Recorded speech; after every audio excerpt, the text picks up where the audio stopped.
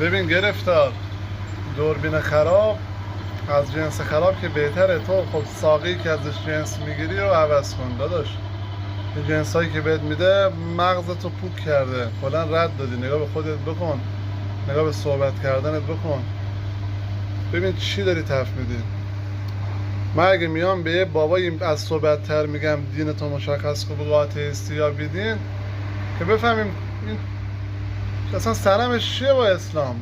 چی کار داره آقا جان؟ اصلا مشکل داری با اسلام؟ دشمنی؟ تو حال خودت بمون. همونجور که تو داری میگی به تو ربطی نداره یعنی به من، خب به تو هم ربطی نداره آقا جان. اسلام با خوب و بدش واسه ما، قرآن با خوب و بدش واسه ما.